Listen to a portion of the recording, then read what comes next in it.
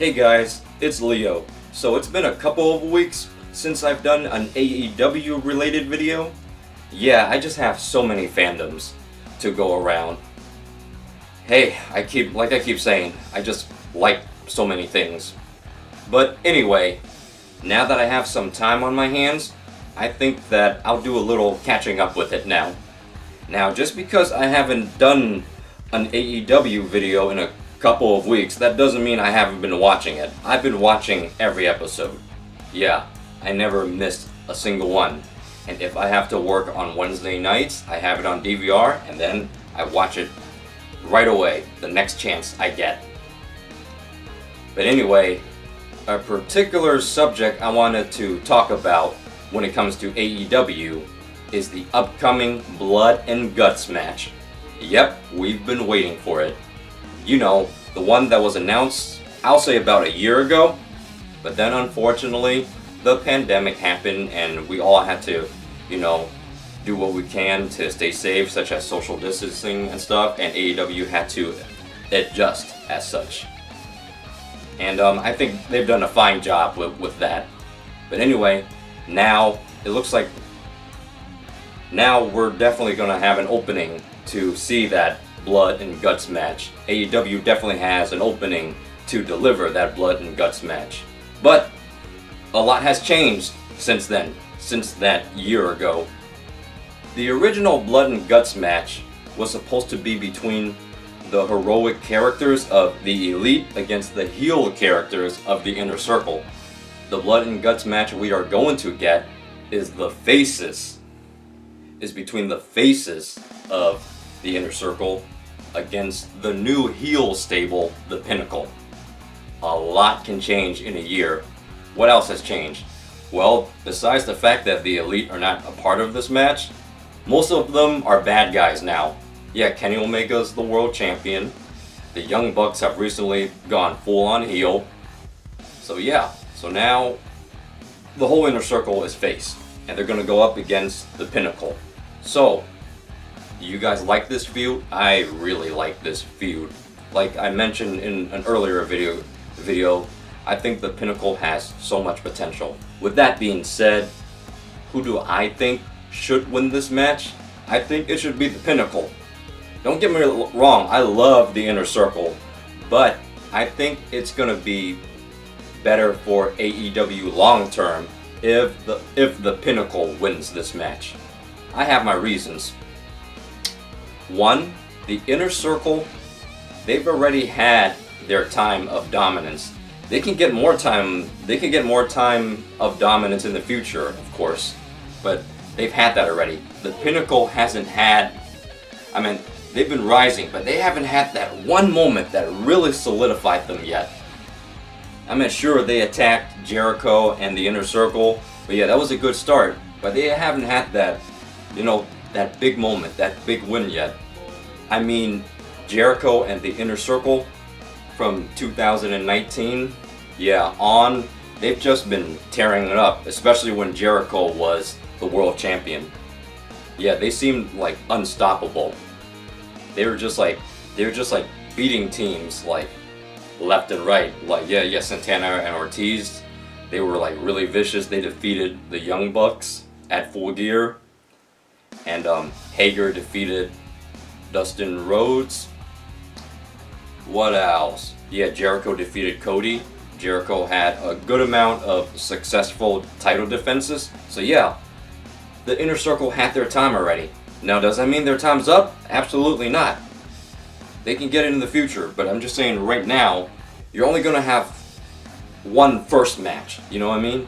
And that first match really has to deliver. The outcome has to be done right.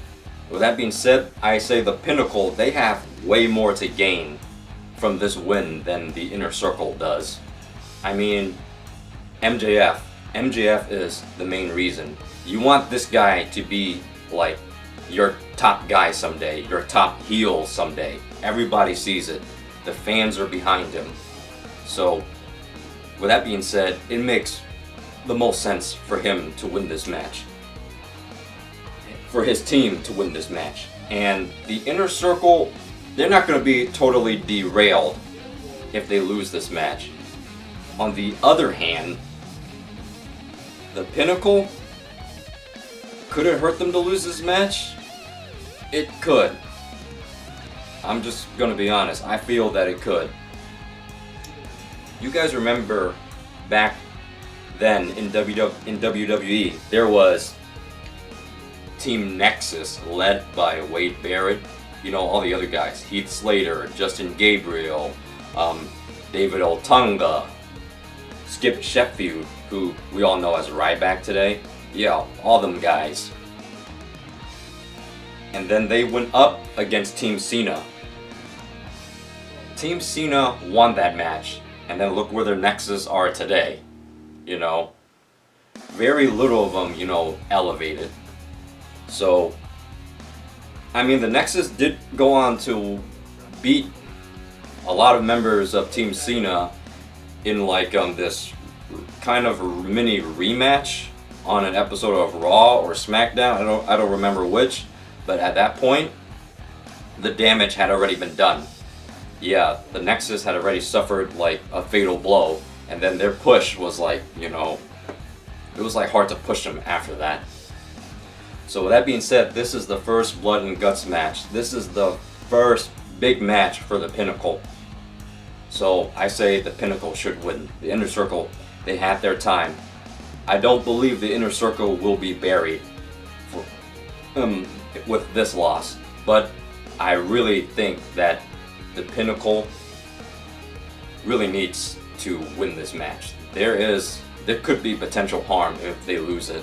Yeah, they're still in the rising. Yeah, they're still in the rising stages of their careers. Like FTR, they're still in the early stages of their AEW career.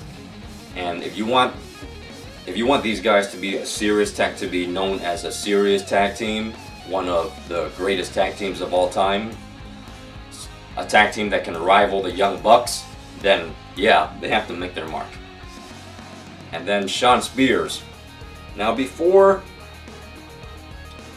this group got together, I believe he had the least direction of all of them. And that's not a knock on him. He's a talented guy. It's just that there was like, we didn't know where to put him. Yeah, so if anybody needs the Pinnacle, it's Shawn Spears. If anybody needs the Pinnacle to stay strong, it's Shawn Spears. Yeah, if the Pinnacle breaks up today, I mean, who would it hurt the most? It would hurt Shawn Spears the most.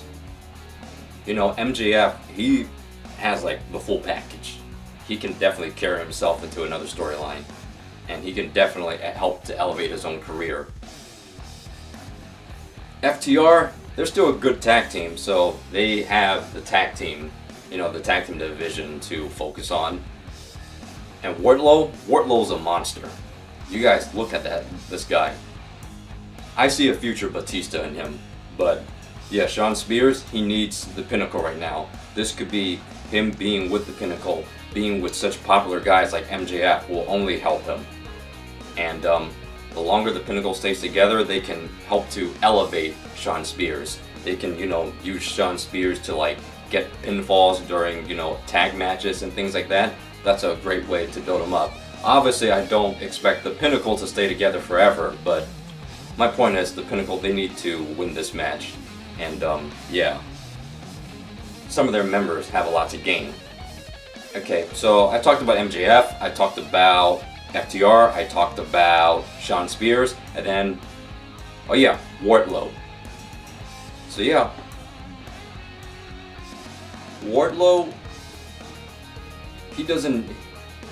does he need the Pinnacle as badly as Shawn Spears? No, but he still needs it. You know, they're building him up, and it's too soon to, you know, for the Pinnacle to suffer that loss. Like I said, I see a future Batista in Wardlow. So this faction has to look strong. They have to look strong for a while. They could lose minor matches here and there. Let's say if FTR gets pinned in this match, or Wardlow gets pinned in like another one-on-one match, but make it a protected loss, of course, yeah, then they're fine. I don't expect the Pinnacle to be like flawless victory after flawless victory, you know? But for the big matches, like this one coming up, they have to win that. They have to be winning these big matches for a while if they want this stable of theirs to be taken seriously. So anyway, I think the Pinnacle should win, but what do you all think? Just sound off on the comments below. Anyway, I'm Leo, and I will catch you all in the next upload.